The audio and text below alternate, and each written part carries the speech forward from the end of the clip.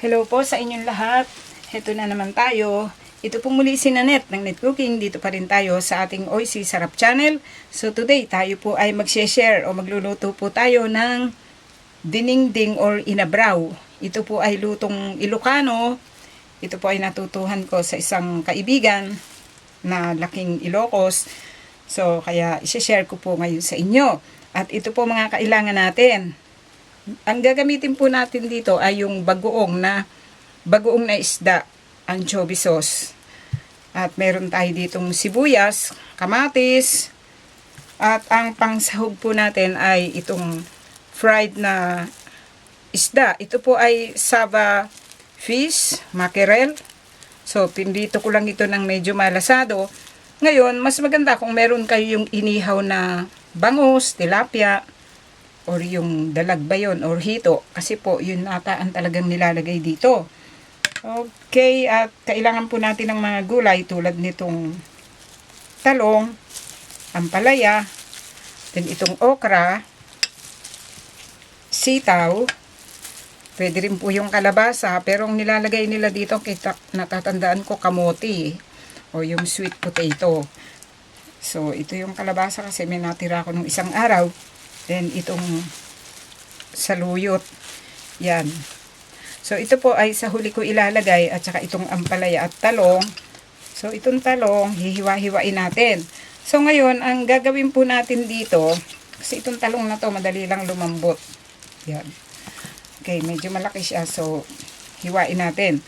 So, ngayon, ang gagawin po natin dito, so, meron po tayo ditong isang cooking pot o lutuan. Yan. So, gagawin natin dito, ilalagay po natin itong ating sitaw at kalabasa yung uunahin ko. Kasi po ito ay matagal lumambot at saka itong okra. So, ito po ay 6 na pirasong okra na pinagputol-putol ko lang. At dito po ay ilalagay po natin itong mga isda. Yan.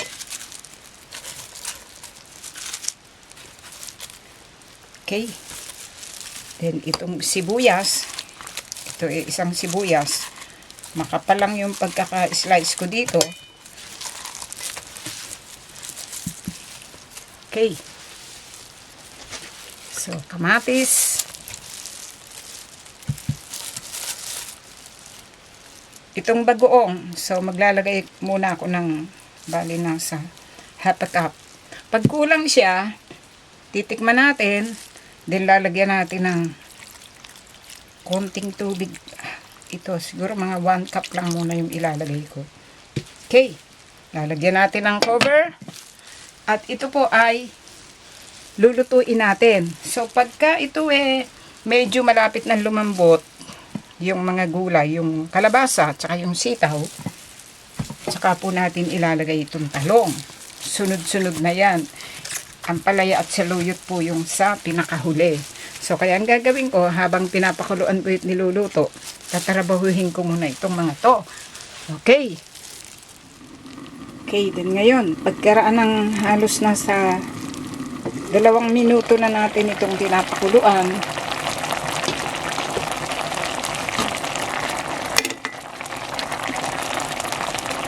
so, dito, ilalagay natin itong talong.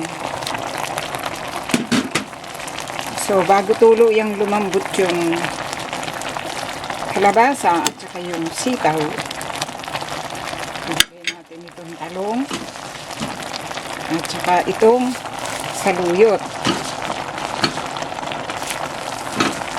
Ay, ang dami nitong saluyot. Okay. So guys, kung kailangan mag-add tayo ng tubig at saka bagoong, mag-add tayo dito. Okay, lagyan natin ng cover. Okay.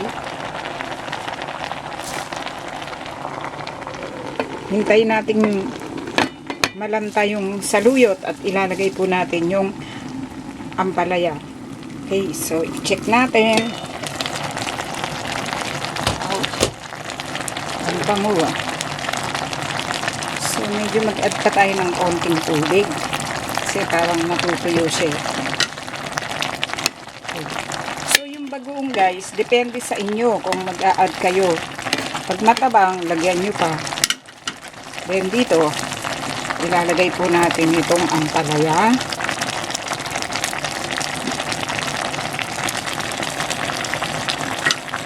Kasi mas maganda rito sa ampalaya, hindi siya masyadong ano yun, yung lutong-luto. At saka po itong inabraw, hindi raw dapat na masyadong maraming sabaw ito. Kasi yung lasa ng bagoong at saka isda, tatabang siya. Okay. So, lagyan ulit natin ng cover. Hintayin natin medyo maluto lang yung ampalaya. Okay, then ngayon, pagkaraan ng 1 minuto after natin na ilagay yung ampalaya, so narito na yung ating nilulutong inabraw. Wow, ang bango guys. So, luto na po ito. Tinikman ko siya, talaga namang super. Okay, ang gagawin natin dito, lagyan natin ng cover. I-turn off natin yung heat. At hayaan po natin dito ng mga 5 minutes pa. At before nating iserve at kainin, para po yung lasa nung inabraw, nung bagoong at saka nung isda ay tumiim na mabuti doon sa mga vegetables.